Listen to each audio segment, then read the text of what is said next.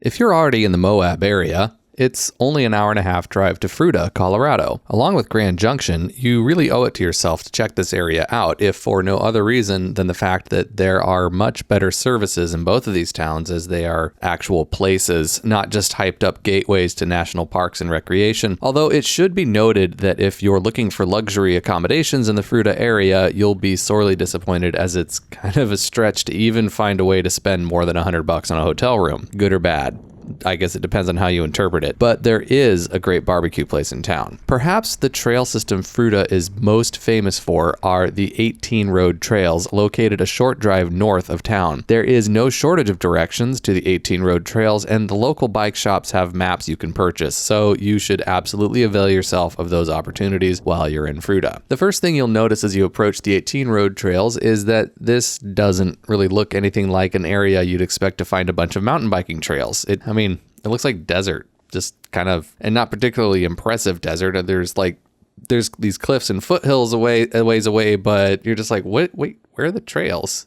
Anyway, what this is really is a landscape of small canyons and big washes at the base of Ross Ridge. These are basically sub-foothills, like foothills to foothills into a mountain range that I can't find the name of. If you're an astute student of geology, I'll bet you can guess what kind of riding this is going to be. Well, you'll find trails that basically descend. Most of the difficulty found in this area isn't so much the technical features, of which there are many. It's rocky, it's technical. It is, it is the desert Southwest, but it's more the punchy climbs and zippy descents happening in rapid succession. You'll finish this trail system much more exhausted than the elevation numbers in Strava suggest you should feel. The parking area will be obvious on your left. What won't be obvious is how you get to the bottom of the main climbing trail in this system, Prime Cut. You want to head east down the hill into this kind of wash where there's a seasonal lake and a dirt road that don't really look like much. Sometimes there's people camping in their RV down there. Climb up this braided single track, which eventually turns into nice, genuine single track. Prime Cut climbs 479 feet over 2 miles through juniper and sagebrush. Actually, the juniper is so thick here, it's kind of like a juniper forest. It's sort of unexpected considering what you see coming from the road. In its attempt to have switchbacks and to avoid obstacles, the trail climbs and drops across little draws, as there's no truly flat ground here. The grand landscape is just sort of like giant corduroy. After climbing to the top of Prime Cut, you'll come to this 4-way intersection. Straight ahead and up that steep hill is chutes and ladders. To the left is the continuation of Prime Cut leading to Kessel Run, then Joe's Ridge. To the right is PBR, which stands for Pumps, Bumps, and Rollers. PBR is a basic blue flow trail in the desert, only it's on dirt.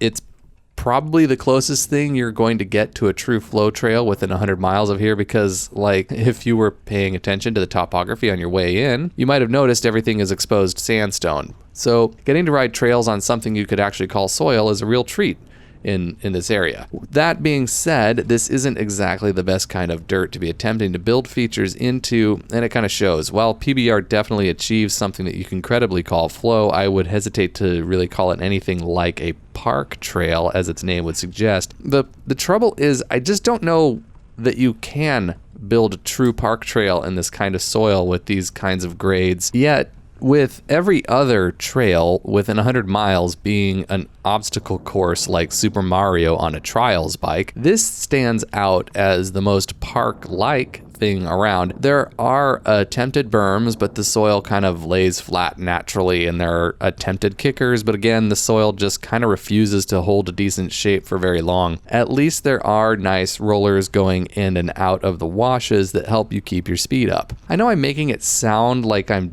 dumping on this trail, but that's not my intention. The trail builders were very thoughtful and innovative, and they've done great work here. They did the very best possible thing that you could. After all, you work with the landscape you've got, not the one you want. You don't know what you'll miss until it isn't there. Anyway, that said, one of my favorite features of this trail is the way it dodges and weaves through this juniper forest. The smaller size of the juniper puts this whole thing on a scale that adds an unexpected level of excitement to how the trail rides. If anything, this is really just attributable to more great decisions made by the trail builders. I also love the parts of this trail that pop out into the open desert. Like, you're still on sculpted single track, only now you've got this commanding and expansive view of the desert southwest in front of you. It's a very unusual experience if you come from a more forested environment. So PBR is fun and worth the climb.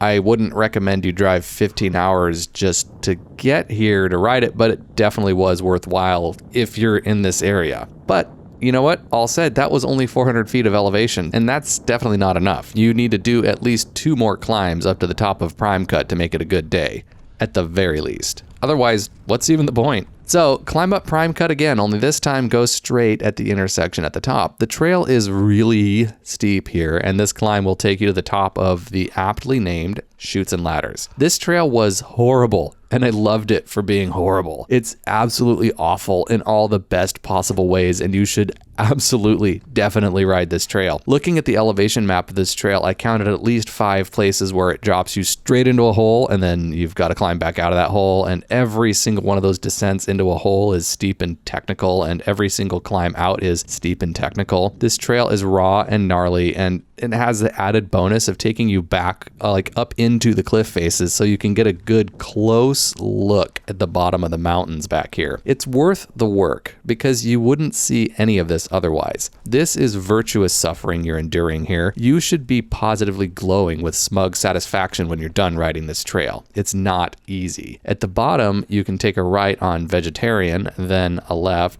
on down uppity, and you can take a right on Edge Loop, then hook back up with Prime Cut, because now you're going to climb back up to the top again. For your third time up Prime Cut, take a left at the 4-way intersection and continue to follow Prime Cut until you get to the campground at the top of the eponymous 18 road. Poke around the campground until you find the intersection with Frontside, which you'll climb through this little canyon for a bit, gaining a couple hundred feet until you intersect with Joe's Ridge. Joe's Ridge is classic. This is the trail you want to show all your friends the GoPro video of, because this is the one that does that cool trick where it's on like this knife edge ridge with expansive views on all sides. There are, like every trail around here, steep little climbing interludes in your downhill, but it's not too bad, I assure you. Anyway, right after the first steep climberlude is where it gets cool. Just sit and enjoy this view for a minute. I can't think of anywhere else I've been that I had the privilege of looking down the entire length of the trail I was about to ride, especially not with such obvious contrast. This is just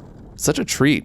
After letting you ogle the view from the ridge, the trail drops pretty quickly down into a gully that you'll have to climb back out of. After grinding out of the gully, you'll come to a road crossing. On the other side of the crossing is Mojo. Get it? Mojo.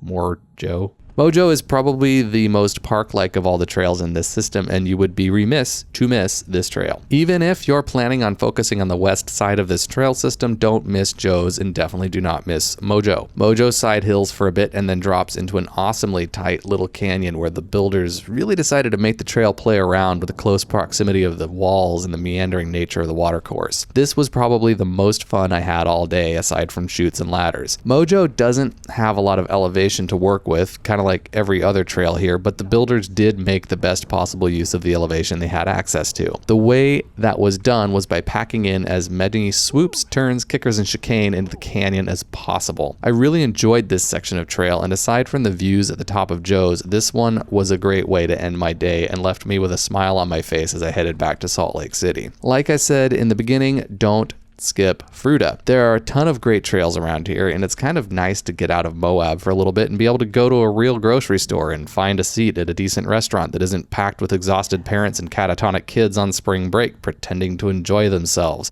Don't miss Horse Thief Bench while you're here.